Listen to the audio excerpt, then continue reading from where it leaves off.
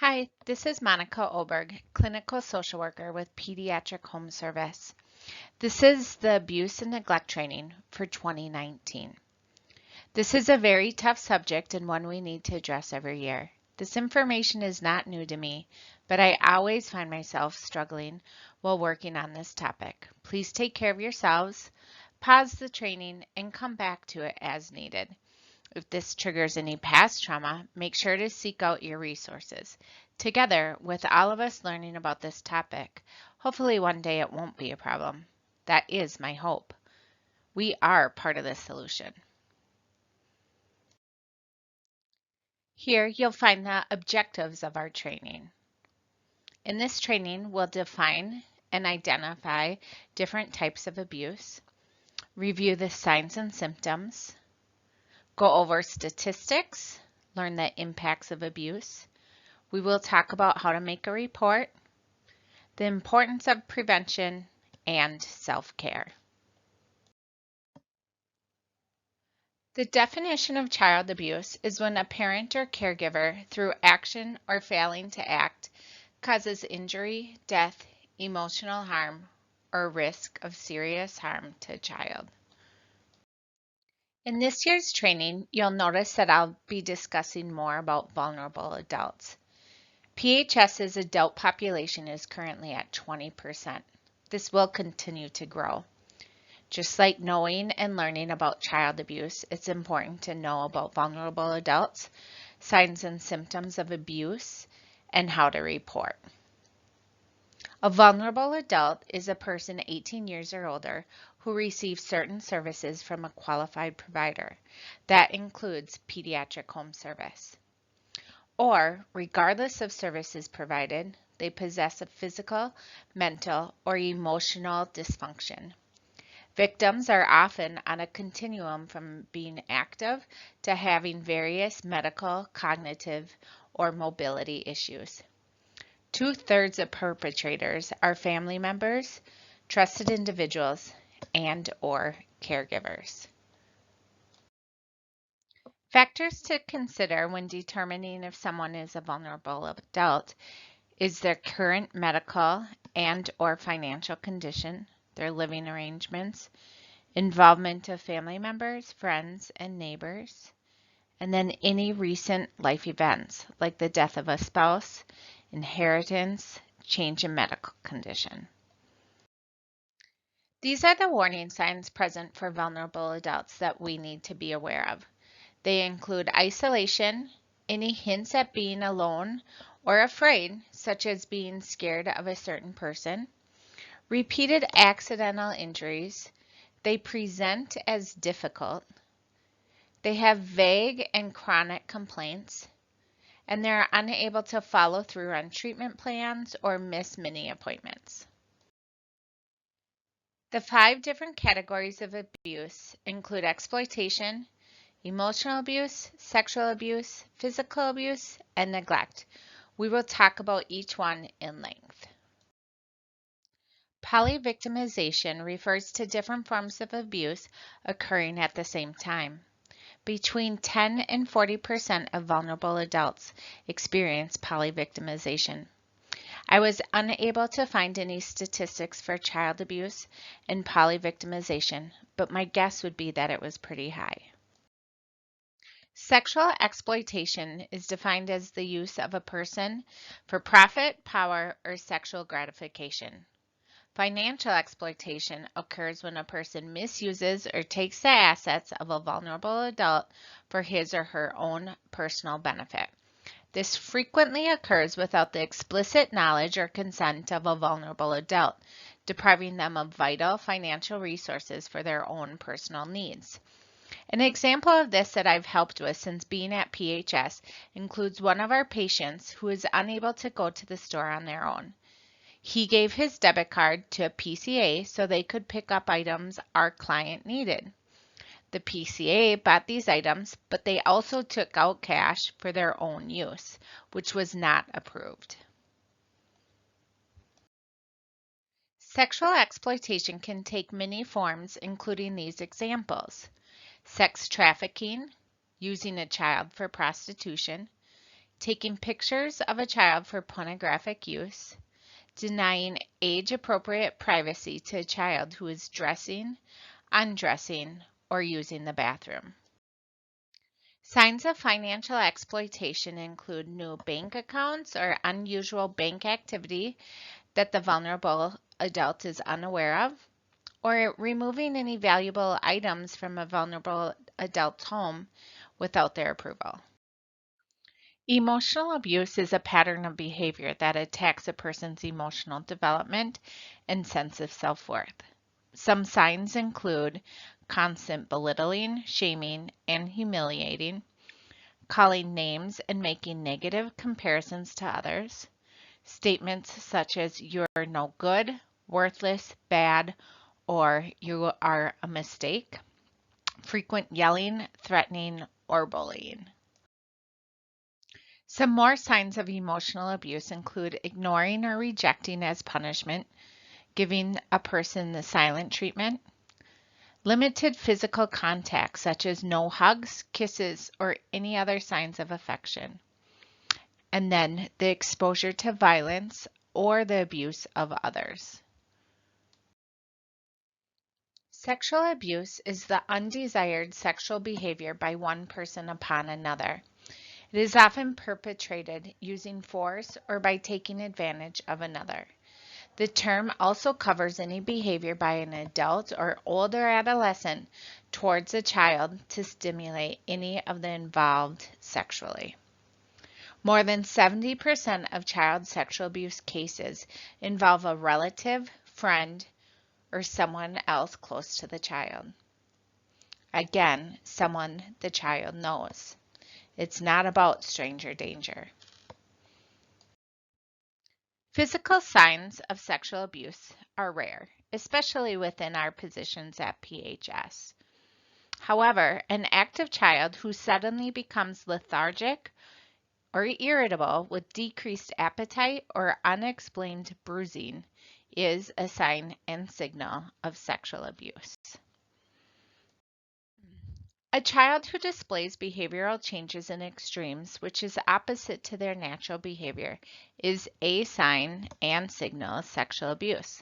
Some others include a child who exhibits fearful behavior, has nightmares or trouble sleeping soundly, or they may wait for something bad to happen, as if it's a routine.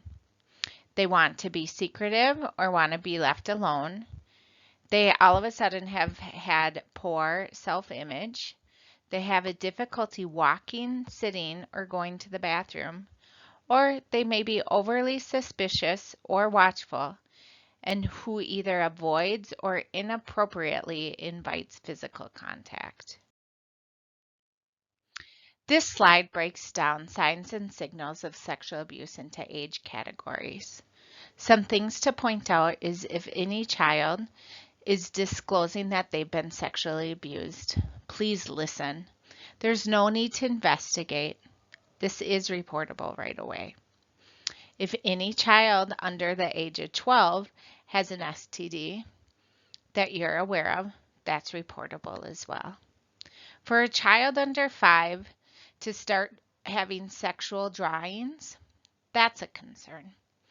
For a child between the ages of 5 to 12 years old, if they're having any suicide attempts or running away or starting to abuse alcohol and drugs, that's quite young and a concern. And for a child 12 and a little bit older, if there's any kind of prostitution or self-mutilation, those are big concerns as well. The definition of physical abuse includes any intentional act causing injury or trauma to another person by way of physical contact. Bruising is a big red flag when it comes to physical abuse. We're now going to talk about the development, location, and pattern regarding bruising. In a study about bruises in babies, they found that 20.9% of kids younger than 3 years of age had bruises without any known medical cause and no suspicion of abuse. What they found was children who aren't moving around, such as walking, scooting, or crawling, don't bruise. This would include our mobile kids. It's important for us to document bruises we are noticing in our patients. They may be due to their medical history, but maybe it's something else. Documentation is really important. This diagram will help me talk about any concerns we might have or red flags to physical abuse. Concerns are raised by injuries on both sides of the body, any injuries to soft tissue, injuries with a particular pattern, any injury that doesn't fit an explanation, it delays in presentation, or it's untreated. If you're seeing any bruising or marks around the ears, and it looks like maybe pinch marks, that might be a red flag. The triangle of safety includes the ears, the side of the face, neck, and top of shoulders. Accidental injuries in this area are pretty unusual. If you're noticing black eyes, especially if they're bilateral, if you're noticing any bruising or marks in the forearms when such as raising your arm up to protect themselves, any bruising in the chest or abdomen area, the inner part of a child's arm or in a vulnerable adult, the back and the side of the trunk, except directly over the bony spine, any bruising around the groin or genital area, or the inner parts of a thigh, or the soles of the feet. These are all red flags to physical abuse. In our last slide, we talked about red flags of physical abuse. Now we'll talk about typical accidental injuries. Accidental injuries typically involve bony prominences. They match the history. They're keeping with the development of the child. Oftentimes we know kids with bruising on their forehead, nose, chin, palm of hands, oftentimes the elbow area, the knees, and the shins. To make my point even more clear, here's a graph regarding possible accidental bruising versus red flags for physical abuse. We may notice a pattern of bruising. When an object is used, the shape or pattern is often left on the skin, such as a hand or a belt. These patterns are rarely confused with a medical condition. Any kind of squeezing often bruise beneath the object. Accidental falls often don't result in significant injury in a child. They also don't typically result in more than one bruise or bruising in more than one area. Neglect is when a parent or caregiver does not give the care, supervision, affection, or support that's needed. There's 4 categories of neglect. The first is physical, when there's a failure to provide food, clothing, or shelter. Emotional neglect is a failure to provide adequate nurturing or affection to a child. Education is failure to ensure a child is educated according to the law. And medical neglect is the failure to apply the appropriate medical care. PHS sees medical neglect the most within our population. Neglect often requires a pattern of behavior over time, and there's not typically a neglectful parent. However, some signs of neglect in children include an indifference or lack of care toward their child. There might be depression or abuse of alcohol and drugs or mental health issues happening. A family member might deny problems with the child or blames the child for their problems. They might view a child negatively, or they rely on the child for their own care and well-being.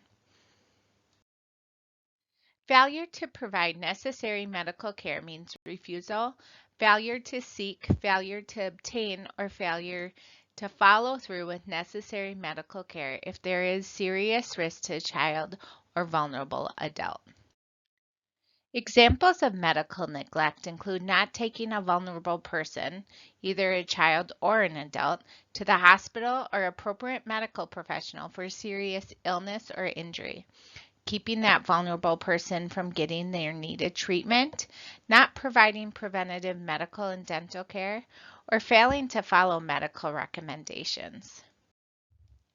As I stated previously, medical neglect is our biggest concern at PHS. We want to make sure to identify and address barriers as they come up. Some common ones include transportation or financial concerns, but we also want to consider any type of family chaos, lack of awareness or skills, a distrust of medical professionals, their culture, and so forth. It's very important that we're documenting that the family is aware of the importance of medical care and risks of not providing necessary care. We also want to document any conversations we're having or education we're providing to the family. We may consider a contract with the family, and we also want to provide ongoing communication with the following doctor with clear benchmarks of when the child should be seen again. Supervisory neglect occurs when a caregiver's supervisory decisions or behaviors place a child in a significant ongoing risk for physical, emotional, or psychological harm. 76% of all alleged offenders were victims' birth parents. Some children were victims of more than one offender. 20% of all those maltreated were physically abused. 16% of all victims suffered sexual abuse. 1% of all victims suffered medical neglect. And 1% of victims suffered from emotional or mental abuse.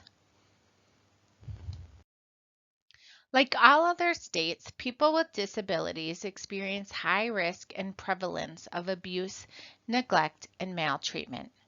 Children with disabilities experience abuse and neglect at a much higher rate than their peers without disabilities. Although kids with disabilities are 4% of the under 18 population, they experience 25% of the cases of physical abuse, 15% of neglect, 20% of sexual abuse, and 45% of medical neglect. According to the 2013 Minnesota Student Survey, students with disabilities reported that they were 50% more likely to experience sexual, physical, or emotional abuse at home. Studies show that children with any type of disability are 3.5 times more likely to be a victim of abuse compared to children without disabilities. Did you know children living in poverty are 7 times more likely to be neglected than other children? Other factors that precipitate abuse in children include adults' difficulty bonding with a newborn child, their own history of maltreatment, lacking awareness of appropriate development in children. They might have unrealistic expectations of a child. There may be drug or alcohol use in play. They lack a support network. There might be untreated mental illness. There might be financial difficulty, an involvement in criminal activity, domestic violence, or inadequate housing. Some warning signs for abuse may include being unable to control your anger, feeling emotionally disconnected from your child, feeling like meeting daily needs are impossible, friends or family members are expressing concerns for you. Listed here are perpetrator profile signs for vulnerable adults. Oftentimes, a perpetrator might be a family member or caregiver. They're always with the victim. They might be very controlling. They may have a short temper. They've become overly involved. Maybe they're under or unemployed. Maybe they're dismissive. There might be some substance or gambling addiction. There's an unusual relationship with the victim. They're deliberately isolating the victim. They might also be really charming and helpful towards other professionals. Some common things that might be heard from an abuser might include them blaming the victim, stating it was an accident, stating it's because of their behavior. Maybe there's some mutual abuse happening. The abuser might say, I have an anger management problem, kind of write it off, state that they were drunk or high. Or maybe they're saying that they're sick and it's not their fault because of a physical or mental health issues. And it's very possible that the vulnerable adult is too difficult for them to care for. What we always want to be aware of is that everyone experiences stress, but not everyone abuses. Abusers often target only a vulnerable person and possibly not others. Abusers tend to use a caregiver stress as an excuse to create sympathy for themselves. In 2014, the Hennepin Attorney Office reported that there was 1,580 deaths from abuse or neglect, and they feel that it's underreported by 50%. More than 70% of the children who died as a result of child abuse or neglect were 2 years of age or younger. More than 80% weren't old enough yet for kindergarten. There's 20 years shorter life expectancy for people with 6 or more adverse factors such as abuse, neglect, family dysfunction, compared to those who don't have those experiences. Lifetime estimates of lost worker productivity, healthcare costs, special education costs, child welfare expenditures, and criminal justice added up to $124 billion. This could send 1.7 million children to college. Around 80% of child maltreatment fatalities involve at least one parent as the perpetrator. The U.S. Centers for Disease Control and Prevention links adverse childhood experiences, which include abuse, neglect, parents with mental illness, and so forth, with a range of long-term health impacts. Different medical issues, including COPD, liver disease, and other health-related quality of life issues, are tied to child abuse. In one study, 80% of 21-year-olds who reported childhood abuse met the criteria for at least one mental health disorder. Substance abuse and child maltreatment are tragically and undeniably linked. In a study of 513 children exposed to drugs in utero, rates of abuse were 2 to 3 times that of other children in the same geographical area. As many as 2/3 of the people in treatment for drug abuse report being abused or neglected as a child. 14% of all men and 36% of women in prison in the U.S. were abused as children, about twice the frequency seen in the general population. Children who experience child abuse and neglect are about 9 times more likely to become involved in a criminal activity. Here are some tips you can follow when you have a concern working with a family, caregiver, or one of our patients. Please remember that we are not investigators. You want to talk a little and listen a lot. Documentation, again, is very important, making sure to describe any type of injury or concern you have, including bruising, education you provided, and so forth. Identify caretakers and adults present at the time of injury, and any quotes that a patient, family, or caregiver say that you think is important, it's important to write down as a quote. Anyone who works at Pediatric Home Service are mandated to report abuse and/or neglect of a patient to the appropriate licensing agency.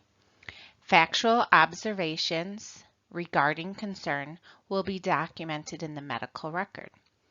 Reports of abuse or neglect are not documented in the medical record, but through a poka-yoke marked confidential. See MFILS 381 for detailed information on our policy. We'll also be talking about this further in our training. The medical component that we provide is just part of the needed response to potential maltreatment. Cooperation and communication with following medical providers. Cooperation with official community agencies is crucial and legally mandated. Communication with CPS and law enforcement is legal and protected. Communication with CPS and law enforcement takes precedence over HIPAA. It's never wrong to make a call if you have a concern. This slide breaks down the difference between law enforcement versus child protection. Law enforcement is responsible for investigating crimes.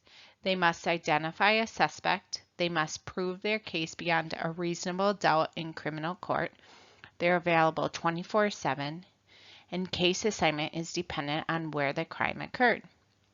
Child protection primarily is concerned with things that happen within the family. They need not necessarily identify a single suspect. They must prove their case in civil court with a preponderance of evidence. They might not always be available 24/7. Case assignment is dependent upon where the child lives. A protective hold is when law enforcement places a 72-hour hold for the safety of a child and possibly their siblings. There's a hearing within the 72 hours. Parents retain all decision-making rights. Law enforcement dictates conditions of the hold and visitation, and the hospital is not responsible for the supervision of caregivers. Within Minnesota, most children in CPS are never removed from their home. There are about 7,000 per year. Many children are removed, possibly for a short period of time. Some are moved for extended periods of time. The preference is always for a child to stay within their family network. They try to plan for permanency within a year. Sometimes there's a termination of parental rights. Depends on what type of maltreatment they're finding and a failure to make progress. Here you'll find the exact policy on abuse and neglect. It's important for you to be aware of it. It does list out the definitions and step-by-step how to report. This information is taken from the second page of our policy. These are big changes from previous years. You do not need permission to make a report. However, if you aren't sure and want to talk it through, there are many you can speak to at PHS. These might include any PHS manager, a case manager, or myself, the social worker. It's often helpful to talk with others to process and make sure your concerns aren't about a cultural difference or something that might be more educational. Sometimes we can work together to make a plan on how to proceed without actually making a report. If you've deemed it necessary to make a report, an oral report is the first step. The agency with jurisdiction is located in the county where the suspected abuse occurred. That information you can find in this slide or in the policy MFILS 381. All reports related to adults are called in to the Minnesota Adult Abuse Reporting Center. All reports related to children are called to the County Social Service Agency where the suspected abuse occurred. If you or your patient are in immediate danger, make sure you're calling the police. If you're in danger, please leave the home. When you're making a report, make sure you're reporting what you see and assess. Sometimes a concern is more about education. Some concerns aren't reportable right away, and we need to show a pattern. Make sure you're not investigating or looking for further information. When making a report specific to medical neglect, it's important to use normal terms and not using medical terminology. It's important to remember that intake workers typically do not have a medical background. It's also important to explain the disease of your patient, their treatment, any consequences for not getting treatment, and outlining any prior interventions, such as education, financial or community resources, any types of referrals, and so forth. New within the past year has been our new PHS badges. It includes potential signs for abuse and neglect, and then how to report if we do have a concern. We have information listed for both Minnesota or Wisconsin. If you do not have one of these, please speak with your manager or supervisor and we'll make sure to get one to you. Also new within the last year is information in the Care and Service booklet regarding being mandated reporters and why and when we might make a report. This information is listed in the next 3 slides. I have found it useful to talk with families right away when I meet with them and show them this page in the Care and Service booklet. It opens up a dialogue about being mandated reporter and the concerns that we might see that we would have to make a report on.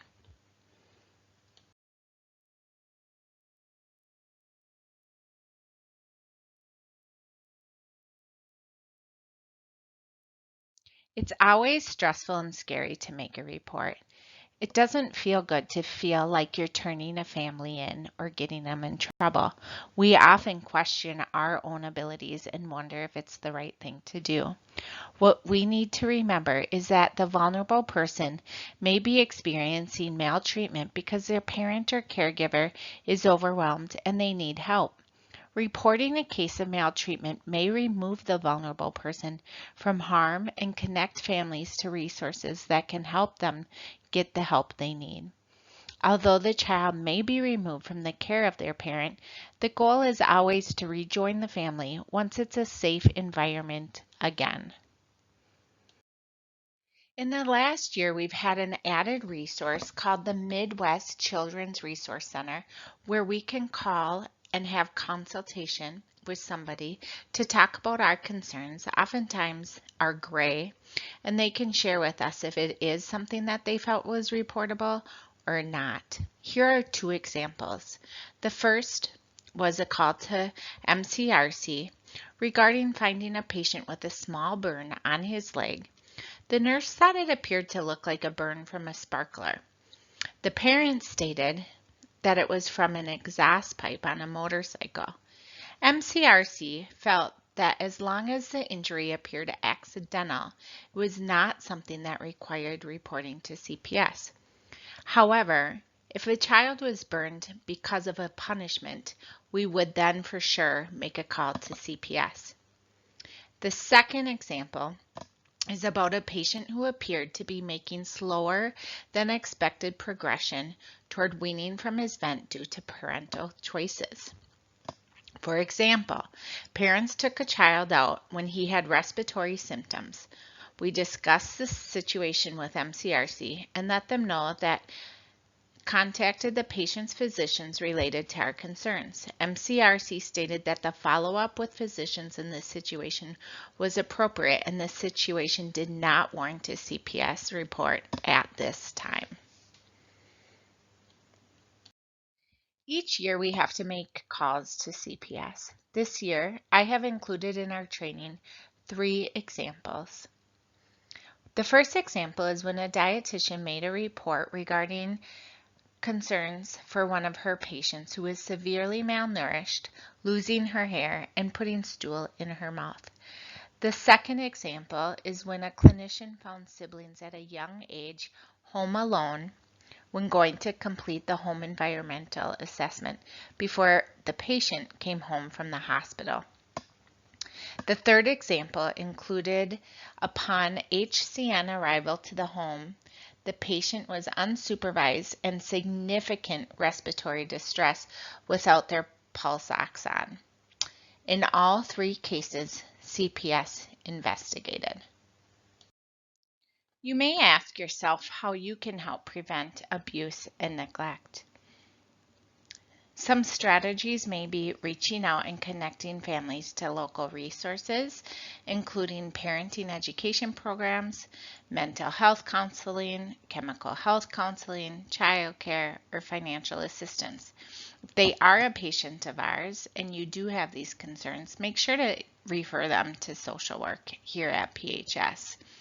You can always listen to parents to understand what they are thinking and ask them to share some joys and challenges of parenting. Encourage parents to participate in classes to learn about child development.